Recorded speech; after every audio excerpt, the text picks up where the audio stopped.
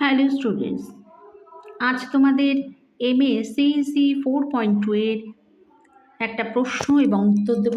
এটা হচ্ছে সিইসি 4.2 এর প্রশ্নপত্র। সিইসি 4.2। আচ্ছা, তো এটা সিইসি 4.2 এর প্রশ্নপত্র। তো দেখো, এখানে দিয়েছি যে রাজ্য সরকার ও পৌরসভার মধ্যে সম্পর্ক আলোচনা করো।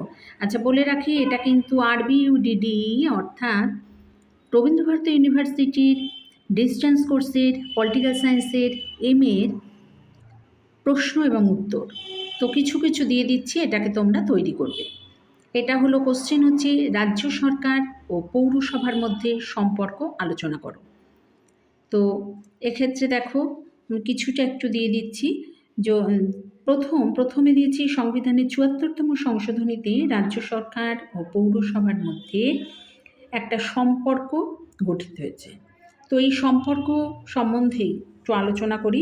যে প্রথমে দিয়েছি তোমাদের প্রথম পয়েন্ট, দেখো পৌর কর্তৃপক্ষের গঠন, অর্থাৎ নির্বাচনে ভিন্ন ভিন্ন নির্বাচনী ওয়ার্ড থেকে প্রতিনিধিরা নির্বাচিত হবে এবং নির্বাচিত হয়ও। নির্বাচনে ভিন্ন ভিন্ন ওয়ার্ড থেকে, নির্বাচনী যে ওয়ার্ড থাকে সেই ওয়ার্ড থেকে প্রতিনিধিরা ভিন্ন ভিন্নভাবে নির্বাচিত হয়। নির্দিষ্ট কিছু সংখ্যক জনগণ নিয়ে এই পৌর এলাকার কিন্তু অধীনে পৌর সংস্থাটা কিন্তু গড়ে ওঠে। অর্থাৎ বেশ কিছু নির্দিষ্ট সংখ্যক জনগণ নিয়ে পৌর এলাকার অধীনে পৌর সংস্থাটাকে গড়ে তোলা হয়।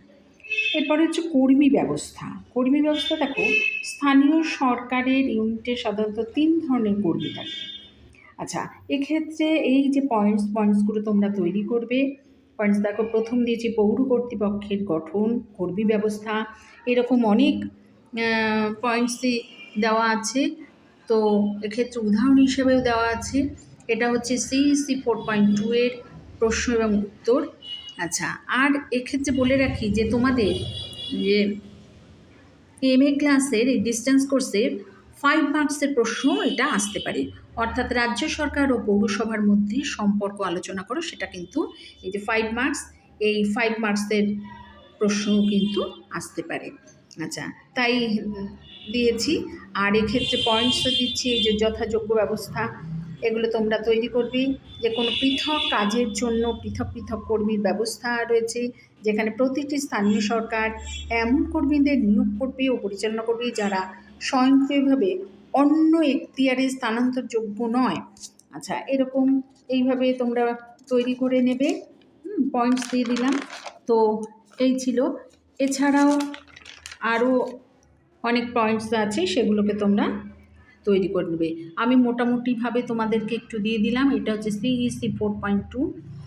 আচ্ছা, আর যদি কিছু এ ব্যাপারে দরকার হয় তো এই যে হোয়াটসঅ্যাপ নাম্বারটা দিলাম, এই হোয়াটসঅ্যাপ নাম্বারে তোমরা যোগাযোগ করতে পারো। এটা হলো রবীন্দ্রভারতী ইউনিভার্সিটি এমএ ডিস্টেন্স কোর্সের পলিটিক্যাল সায়েন্সের সিইসি 4.2 এর কোয়েশ্চেন এবং অ্যান্সার।